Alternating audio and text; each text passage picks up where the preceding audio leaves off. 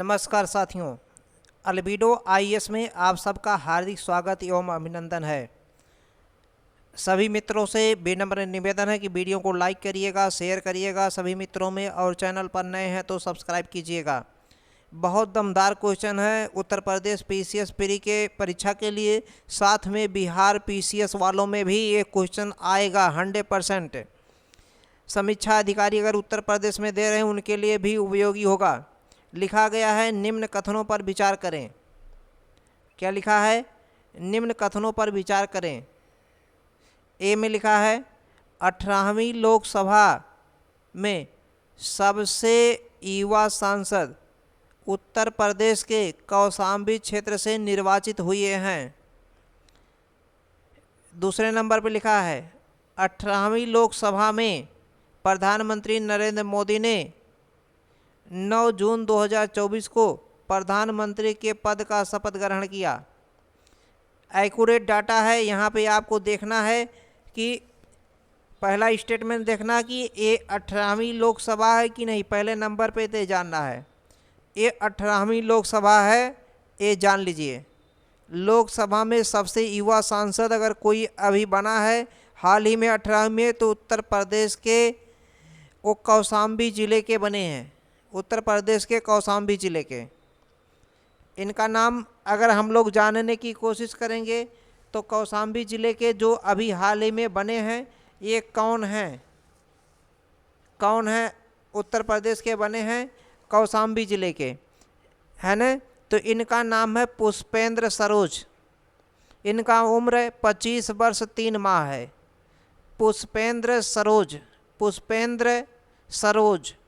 और दूसरे नंबर पे अगर आते कोई हैं तो बिहार के समस्तीपुर के लोक जनता पार्टी अर्थात रामविलास पासवान के पार्टी से हैं, निर्वाचित हुए हैं सांभजी। कौन है? सांभजी। ये दूसरे सबसे युवा सांसद हैं। इनका उम्र 25 वर्ष 11 माह है। तो ये स्टेटमेंट सही है। दूसरा क्या लिखा है? 18वीं लोकसभा में प्रधानमंत्री नरेंद्र मोदी ने 9 जून 2024 को प्रधानमंत्री पद का शपथ लिया। तो 9 जून को 2025 को लिया, एकदम बात सही लिखा गया है। 9 जून 2024 को जो है लिया है, जबकि 24 जून 2024 को 18वीं लोकसभा का गठन हुआ। तो दोनों स्टेटमेंट क्या हैं? सही है। उपर्युक्त के आधार पर कौन सा कथन कह रहे हैं सही है? तो केवल एक, केवल दो, एक और दो, दोनों, इनमें से कोई नहीं। तो क्या हो जाएगा? सी ऑप्शन क्या होगा? राइट आंसर होगा। अगला क्वेश्चन क्या कहता है? क्वेश्चन नंबर देखिए 2। क्वेश्चन नंबर 2 क्या कह रहा है? अभी हाल ही में लोकसभा का 18वां चुनाव संपन्न हुआ। इसके साथ कितने राज्यों का विधानसभा चुनाव भी संपन्न हुआ? क्योंकि भारत के प्रधानमंत्री और भारतीय मंत्रिमंडल कई वर्षों से ये चर्चा कर रहे हैं कि लोकसभा चुनाव के साथ साथ विधानसभा का चुनाव भी हो। तो कितने राज्यों का चुनाव इसी के साथ हुआ है? 2 राज्य, 4 राज्य, 6 राज्य और 8 राज्य। तो कितने राज्यों का चुनाव अभी हाल ही में हुआ है? तो फटाफट कमेंट करके बताएं कौन से हैं। तो इसका उत्तर क्या हो जाएगा? 4 राज्य, 4 स्टेट। ये 4 राज्य कौन कौन हैं? आंध्र प्रदेश है, उड़ीसा है, सिक्किम है और अरुणाचल प्रदेश है। उड़ीसा, आंध्र प्रदेश, सिक्किम और अरुणाचल प्रदेश, ये 4 राज्य हैं।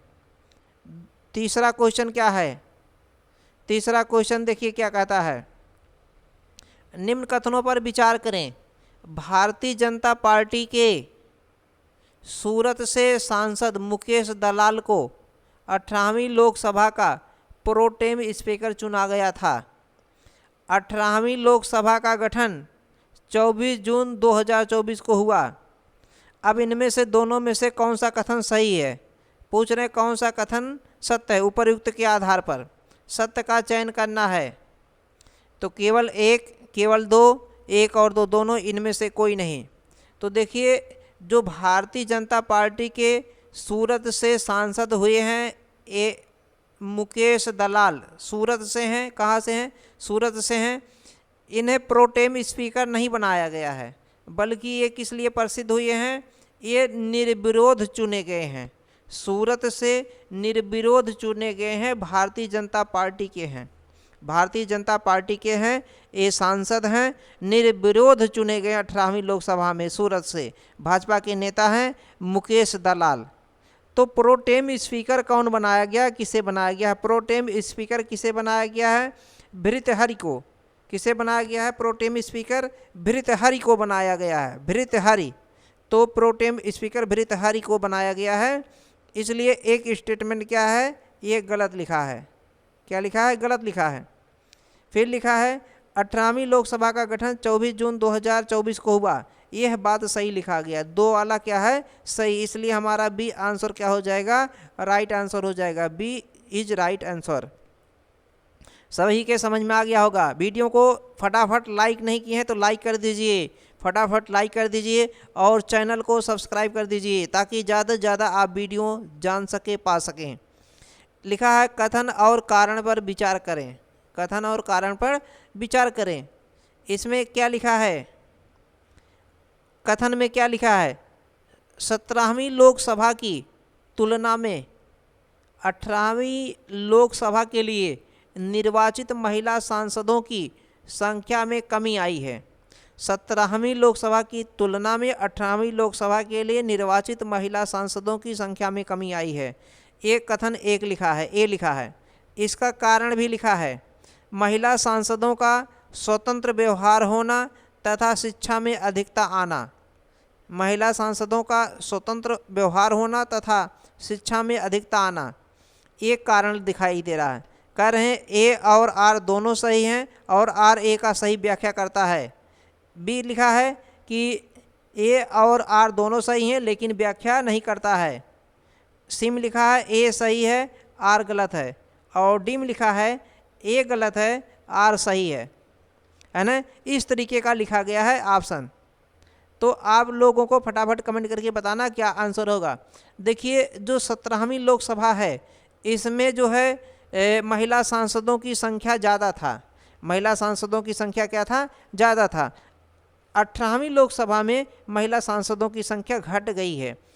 17वीं लोकसभा में कितना था, 78, इसमें कितना था 78, और इसमें से 4 माइनस हो गया है, 4 क्या हो गया है, माइनस हो गया है, यानी कि 18वीं में कितना हो गया है, 74 हो गया है।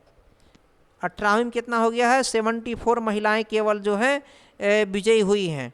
कुल कितने लोग हैं, 543 सांसद हुए थे।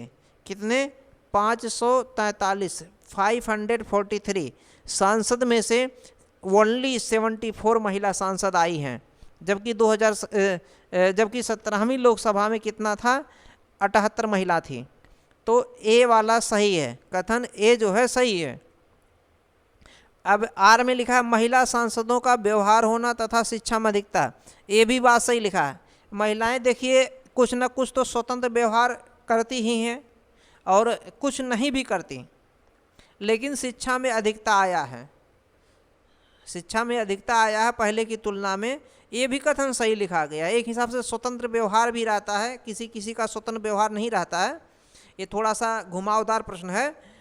स्वतंत्र व्यवहार किसी किसी का रहता है, किसी का नहीं रहता है, लेकिन फिर भी शिक्षा में अधिकता आया, ये बात सही कहा जा सकता है।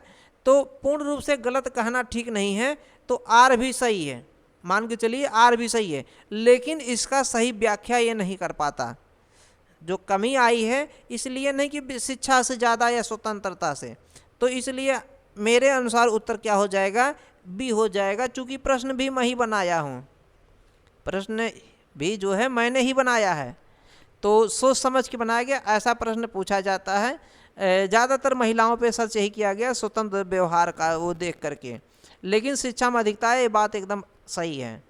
तो सही है कथन एक हिसाब से, लेकिन व्याख्या सही नहीं है। अगला प्रश्न की ओर मैं चलता हूँ। क्वेश्चन नंबर 5 क्या कहता है, देखिए क्वेश्चन नंबर 5 क्या कहता है। क्वेश्चन नंबर 5 अगर कह रहा है 8वीं, इतना ही है, 8वीं लोकसभा के चुनाव के बाद, 8वीं लोकसभा के चुनाव के बाद लोकसभा का प्रोटेम स्पीकर किसे नियुक्त किया गया था तथा कितने समय के लिए। फिर आ गया वही प्रश्न, 8वीं लोकसभा के लिए 18वीं लोकसभा के लिए चुनाव के बाद लोकसभा का प्रोटेम स्पीकर किसे चुना गया तथा कितने समय के लिए चुना गया। ए में लिखा भृतहरि को कुछ दिन के लिए, बी में लिखा है चंद्रबाबू नायडू को 5 साल के लिए, सी में लिखा अमृतपाल संधू को 6 माह के लिए, और डी में लिखा इनमें से कोई नहीं, है ना। बाकी आप लोग विजिट कर सकते हैं यूट्यूब पर, गूगल पर अल्बिडो IAS, और एक कॉन्टेक्ट नंबर है, समाधान नंबर है, व्हाट्सअप भी कर सकते हैं, मैसेज भी कर सकते हैं कोई क्वेश्चन के समाधान के लिए।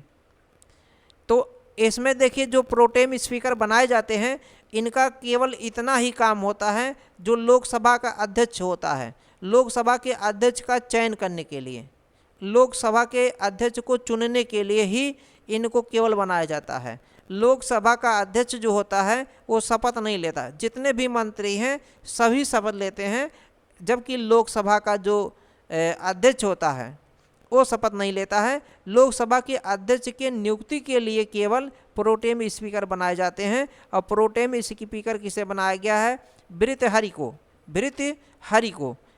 को बनाया गया है, और कुछ दिन के लिए ही बनाया जाता है, 2-3 दिन के लिए, 4 दिन के लिए, या 2-4 घंटे के लिए भी। केवल इनका काम इतना है, बनाने के बाद में ये नए अध्यक्ष का चयन करेंगे, उसके बाद इनका मतलब कहानी जो है ख़त्म है, फिर उसके बाद इनको प्रोटेम स्पीकर से हटा दिया जाएगा। बाकी ये अपना दूसरा मंत्री बन सकते हैं या सांसद तो बने ही रहेंगे, है ना। यहाँ तक सबके समझ में आ गया होगा। अगला प्रश्न की ओर मैं चलता हूँ। अगला प्रश्न क्या कहता है, देखिए क्वेश्चन नंबर 6 क्या कहता है। क्वेश्चन नंबर 6 में है निम्न कथनों पर विचार करें। निम्न कथनों पर क्या है, विचार करें। ये सरस्वती सम्मान 2023 के संदर्भ में विचार करना है। सरस्वती सम्मान 2023, सरस्वती 2023 का 33वां सरस्वती सम्मान मलयालम और अंग्रेजी भाषा के केरल के प्रसिद्ध साहित्यकार प्रभा वर्मा को मिला। ये बात आपको सही है कि गलत, इसके बारे में जानना है ना।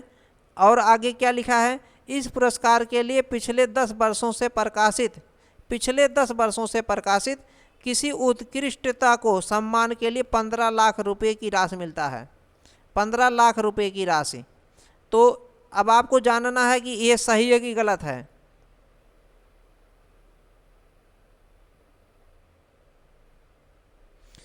तो 10 वर्षों से प्रकाशित किसी उत्कृष्ट कृत के सम्मान के लिए 15 लाख रुपए की राशि मिलता है, और किसे मिला गया है, प्रभा वर्मा को मिला है, ऐसा इसमें लिखा है। 23 का 33वां सम्मान, ये भी फैक्ट है। और ये मलयालम और अंग्रेजी भाषा के केरल के हैं कि नहीं हैं, ये सब एक्यूरेट जानना है, एक एक शब्द को ध्यान देना होता है। कौन सा कथन गलत है, कौन सा कथन क्या कर रहे हैं, गलत है, इसमें गलत पूछा जा रहा है। तो मलयालम भाषा की अगर बात करेंगे तो देखिए जो सरस्वती सम्मान हुआ है, 33वां सरस्वती सम्मान, ये मलयालम और अंग्रेजी भाषा के प्रसिद्ध जो है साहित्यकार प्रभा वर्मा को मिला। ये बात एकदम सही लिखा गया है। और पिछले 10 वर्ष से प्रकाशित उत्कृष्ट कार्य के लिए दिया जाता है और 15 लाख रुपए का पुरस्कार दिया जाता है, ये भी बात सही लिखा गया है। तो इसमें कह रहे दोनों बात सही है। कह रहे कौन सा गलत है, तो इनमें से कोई नहीं, इनमें से कोई नहीं। देखिए ये उत्तर होगा नहीं, कौन सा गलत, ये होगा नहीं।